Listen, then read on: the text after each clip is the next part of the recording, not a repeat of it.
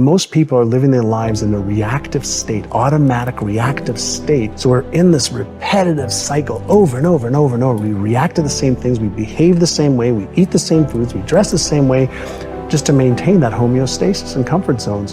And we've never been taught. Like when were we taught it as kids? Like, here are your 6 core emotions.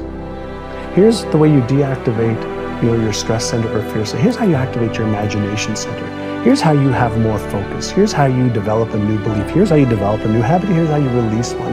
We haven't been taught that. We've been told they're important things, but we haven't been given the tools, and then we haven't practiced the tools enough to be able to make them part of our unconscious competence brain. Let's say you've been ill long enough, you've had health problems long enough, and you say, that's it, that's over. I'm gonna now start a program. You don't have to really revolutionize your whole health life. Just start with an apple a day. You say, well, is it that simple to change your health life? And the answer is, yes. The key is just to start. Come on, you don't have to radically do something. You can gain momentum and make changes as you go. Just start. Here's what happens when you start a new direction. Self-esteem starts to accelerate. Procrastination is the lion growing in you. I'm going to tell you what I mean in a moment. But essentially, you're becoming a man and you're moving into a new phase in your life where you're beginning to say, no, I won't. Every time you set this big goal, you never get it accomplished because you never break it up in manageable pieces. This is it, I'm talking about procrastinating. You still have time. Don't quit. Don't give up. You still have time. You can do it. You can make it happen, but you can't do it procrastinating. You can't do it talking about it, all right? So I just want to go back and recap because I want to make sure you hear what I'm saying. But I dare you, I double dare you to do exactly what you said you were going to do when the year started because it's not too late.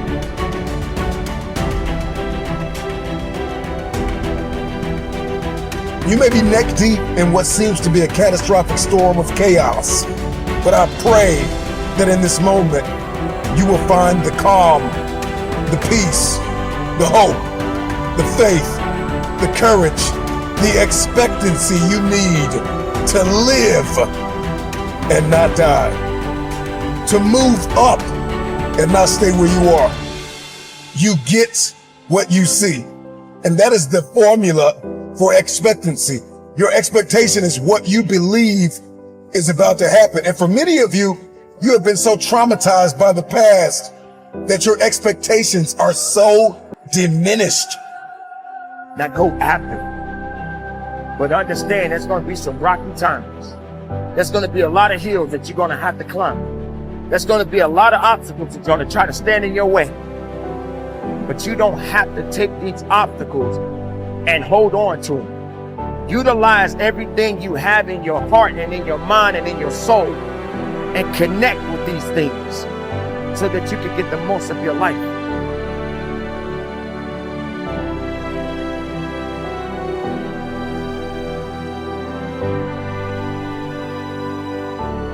To sustain motivation, you have to do 2 things you probably already know. First, you have to focus. Now, before you turn off the video or go to the next one, listen to this. A lot of people have that initial desire, but they don't look at their goals every single day. They don't revisit every single, let's say, Sunday and say, how did I do this week? How did I do in my health, in my relationships, in my career? How did I do with my finances? How did I do with any other goals that I set up? You have to have that daily discipline to look and focus on what you're doing, and that weekly review. You also have to have the ability to avoid distractions. One of the reasons people love my book, The Motivation Manifesto, is this teaches you how to set boundaries, how to say no, how to push away distraction to own your life again. But here's the deal. When you're focusing on something and you're really dialing in, it also brings your full presence into something, so you perform at higher levels. The second thing you need, outside of focus, is sane motivation, is everyday effort. It's the reason you have to set up habits. It's the reason you have to have a daily routine, a morning routine. It's the reason you have to make sure you have a checklist of to-dos each day. I know that sounds so basic, but here's the funny thing.